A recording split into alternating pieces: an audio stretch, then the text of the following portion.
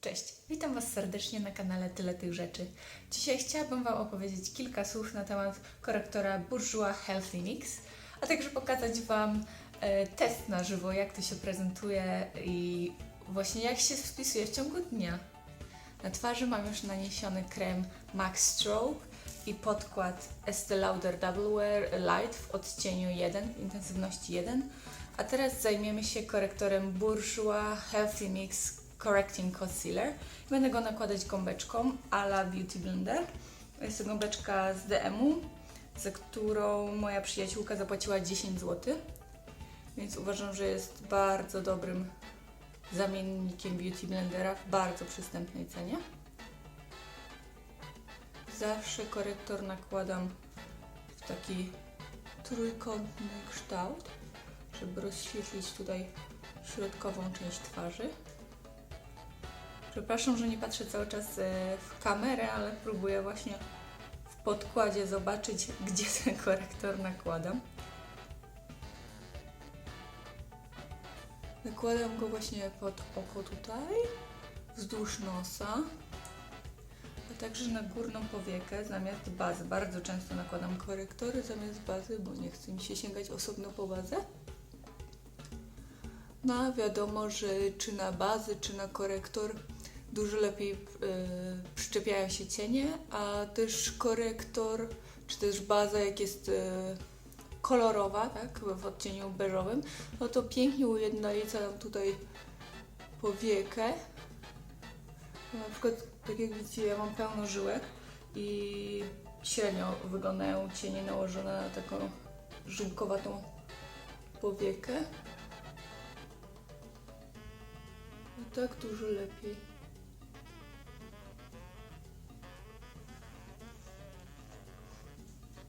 Przepraszam, że ciągle mam otwarte usta, ale tak jakoś naturalnie to wychodzi, że jak nakładam czy maskarę właśnie, czy korektor tutaj w okolicy oczu, to zazwyczaj otwieram usta. Nie wiem, od czego to zależy, czy to skupienie tak się u mnie objawia.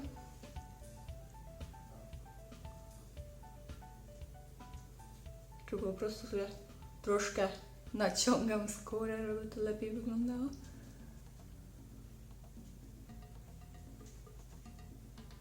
Tak troszeczkę, tą resztką zawsze jeszcze przejeżdżam nos, bo nos mam akurat strasznie czerwony. Więc zawsze te worki pod oczami muszę skorygować.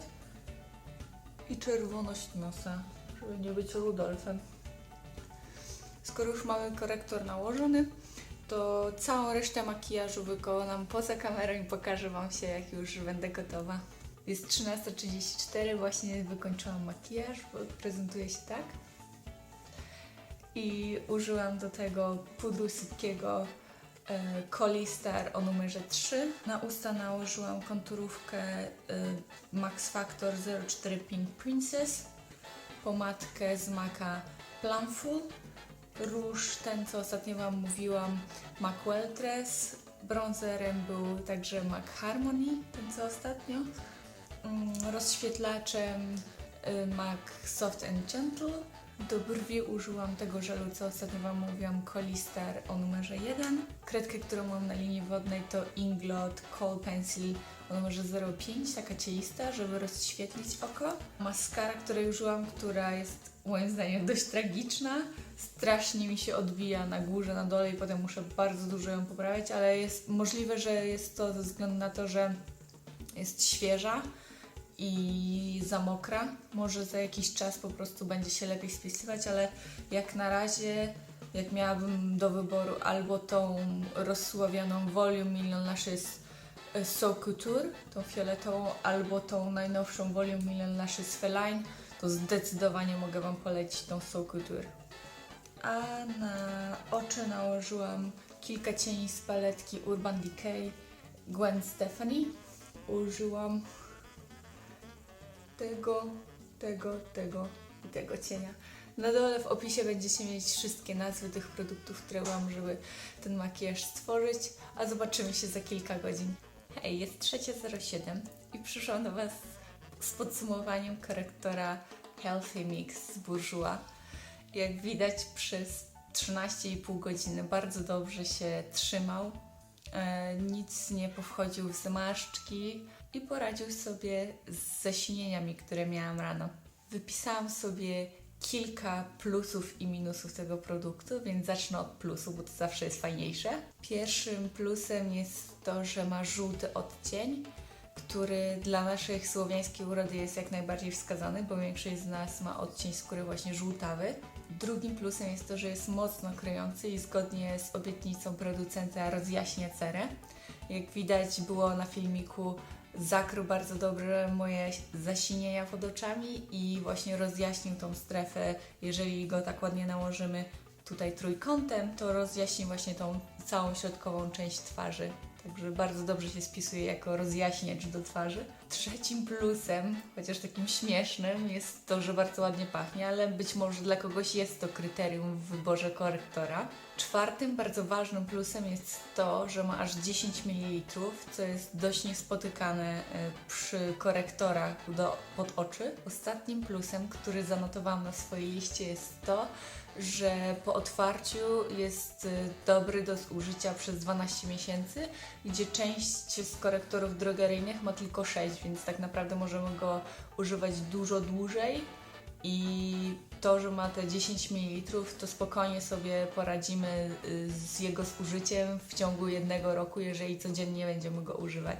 Jeśli chodzi o minusy, to mam ich tylko 2. Pierwszy z nich to to, że w Polsce jest dostępny tylko w 2 odcieniach. W odcieniu 51, tym jaśniejszym, który ja posiadam, albo 52, który jest średnim kolorem. Natomiast w ogóle kolorystyka jest bardzo kiepska, ponieważ z tego, co znalazłam w internecie, występują tylko 3 kolory, właśnie 51 jasny, 52 średni i 53 określany jako ciemny, natomiast on wcale nie jest taki ciemny, on jest tak może ze 2 tony właśnie ciemniejszy od mojej bardzo bladej skóry. Więc jeżeli jesteście dziewczynami, które mają bardzo ciemną karnację, to niestety nie ma w ich gamie kolorystycznej koloru, który by Wam odpowiadał. Drugim minusem, który jest bardzo istotny, jest to, że on jest bardzo drogi, bo w Rossmanie w regularnej cenie kosztuje około 45 zł. Natomiast na promocji czy też w sklepach internetowych można go znaleźć za około 25 zł, czyli mniej więcej połowę ceny i wtedy bardzo jest to opłacalny produkt, bo 10 ml za 25 zł to jest naprawdę dużo. W porównaniu z innymi korektorami plasuje się on jako jeden z tańszych tak naprawdę. Jeśli chodzi o aplikator, to nie wiedziałam, czy taki rodzaj aplikatora można uznać za plus czy za minus. Ja na przykład wolę gąbeczki, bo wtedy bardzo łatwo jest mi tutaj naciapać tego korektora w taki właśnie trójkątny sposób. Natomiast ten też bardzo dobrze się spisuje, bo po prostu nakładam go najpierw na gąbkę i dopiero tą gąbeczką sobie robię ten trójkątny kształt, więc tak naprawdę może nawet to jest lepsze od takich tradycyjnych gąbeczek, bo jest bardziej higieniczne, więc w sumie można by było to jednak zaliczyć do plusów. Producent obiecuje, że ten korektor powinien być nawilżający. No, nie jestem w stanie stwierdzić, czy jest aż nawilżający, natomiast mogę powiedzieć, że nie przesusza mnie w okolicy pod oczami. No co też jest oczywiście dużym plusem. Ostatnim zapewnieniem producenta jest to, że ma poprawiać mikrocyrkulację wokół oczu. No i tego to w ogóle nie jestem w stanie stwierdzić, czy on poprawia tą mikrocyrkulację, czy nie, bo nawet nie wiem, w jaki sposób miałabym to sprawdzić. Jeżeli chodzi o kilkudniowe stosowanie, no to niestety dalej mam te sińce pod oczami, ale to jest po prostu taka moja natura. Wątpię, żeby to się kiedykolwiek zmieniło. Natomiast jeżeli ktoś ma takie problemy w momencie, kiedy się nie wyśpi, to być może po dłuższym stosowaniu tego korektora znikną takie problemy w momencie, kiedy danego dnia nie będziemy wyspane. To było wszystko, co uważam na temat tego korektora. Proszę Was, zostawcie mi w komentarzu, czy używałyście tego korektora, w jakim odcieniu i jak się on u Was sprawdził. A jeżeli nie, to czy chciałybyście go przetestować? Dajcie mi też znać proszę w komentarzach, czy chcielibyście, żebym robiła więcej takich filmików z testowaniem rzeczy na żywo i jak one się zachowują właśnie w ciągu dnia, czy się nie rozmazują, czy zachowują swoją konsystencję, czy nie spływają z twarzy. Jeżeli macie jakieś sugestie, co chcielibyście zobaczyć w następnym takim odcinku, proszę także napiszcie mi w komentarzu. Postaram się ten produkt albo kupić, jeżeli go jeszcze nie mam, albo jeżeli go mam, no to właśnie przetestować go razem z Wami tutaj w kolejnym filmiku. Dziękuję Wam serdecznie za to, że byliście ze mną. Dajcie kciuka w górę, jeżeli podobał Wam się ten filmik i subskrybujcie mój kanał, jeżeli jeszcze tego nie zrobiliście. Do zobaczenia w następnym filmiku. Pa!